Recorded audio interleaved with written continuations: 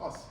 This is Sensei Adrian, Sensei Callum here from Element Karate, and this is episode 1 of Grappling for Strikers. Awesome. So, one thing that's problematic, I find, with grappling being taught to strikers is that it'll be taught out of context.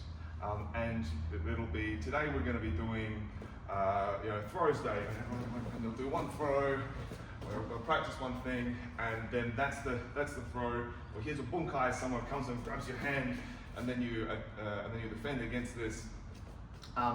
And very rarely do I see people actually incorporate the grappling into their training.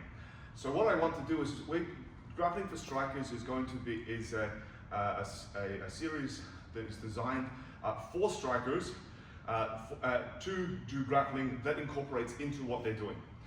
If you are a grappler, I'm sorry, this is not for you. Like, we're in a jiu-jitsu gym, gone to any of the other sessions here, and train from the coaches who are much better at this than I am.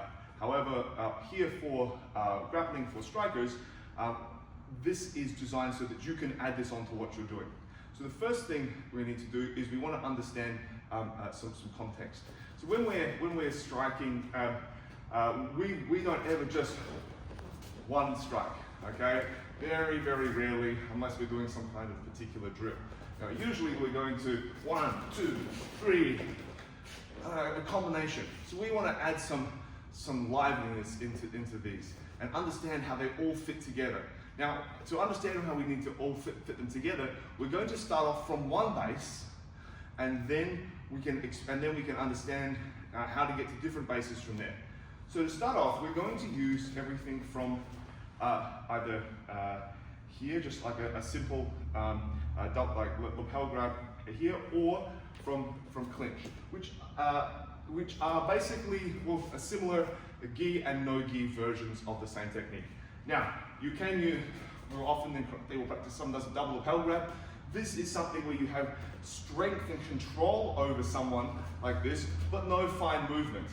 Grabbing a wrist here, grabbing an elbow, and the gi, that creates movement, and so then you can have a position to move someone, and so this is why we have both strength to push them and pull them, and the ability to fine move them. And we'll find something similar when we grab a collar and tie. So the first thing we're going to do is just practice the collar and tie. I'm going to put one hand behind, my elbow in nice and close. This elbow we can push and pull them forwards and backwards. They're going to do the same to us. And then we're going to grab our hand in here, we're going to put our elbow in, and we're going to lower our body weight. Okay? And then we're going to practice moving our partner around. This is the first drill I want you to do. Just get used to moving around, pushing your partner, and they pull you back, okay? And so you need to get used to working with a live opponent. The first thing you want to do is you want to practice this. You can do it from both sides as well, okay? Moving around, and you can practice, lapel here. Now, for simplicity, you should either go, I like judo and I like doing gi work, or I like doing no gi work. Pick one of those, and this is how we're going to start all of our throws. So instead of saying, someone kicks me and I block that kick or I do this thing, we're going to start always from clinch, and so that way, if ever we want to move between techniques, you can always know, well, how do I get back to clinch, and then I move to my technique. Now the first thing we're going to do is Ashi Barai. The reason we're going to do Ashi Barai is because we use this in our Kumite. This is a tournament legal technique. It's very simple, and it's also low risk. So we can attack our partner, and we're very unlikely to be thrown over ourselves. We're not exposing ourselves a lot like some throws. So it's almost like, think of it like a jab. So I can go and jab someone.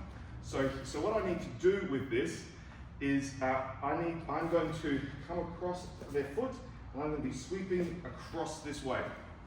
Okay, now sweep across. It is not sweeping from behind.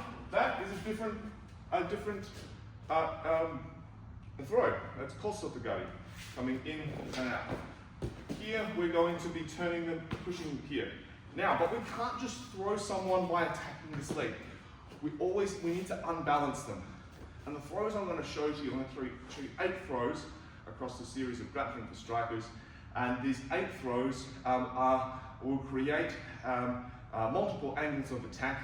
And the first, and Ashi Barai, we're going to use when someone is largely upright and we're able to unbalance them by pushing them backwards over like this. And so their posture is largely upright and we're creating some unbalance here and then sweep.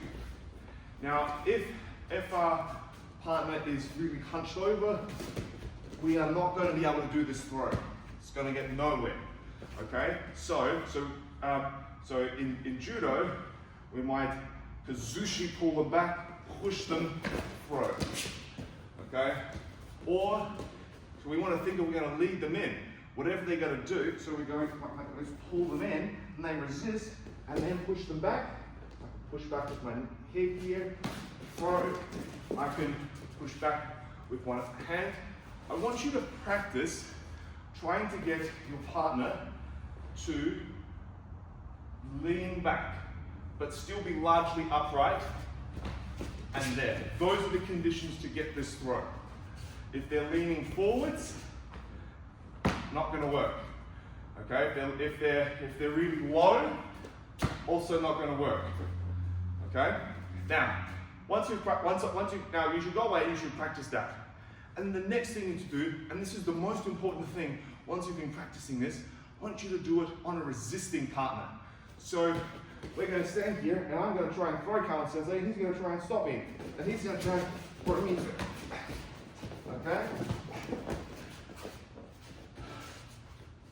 So if you're not training against a resisting partner, you're missing the most important part. Now we can train all of these techniques in a nice, safe manner. Make sure you've got some comfy matted floors to fall on or something, or out on the grass or the beach. Plenty of ways to be able to train this, but you need to train with a resisting opponent. If you're only drilling is just the first stage. So you need to be practicing this. So practice with someone who is resisting your grip, and then practice your Ashi Barai. All right, now I'm going to stop there. The next one we're going to do is going to flow on there. Let's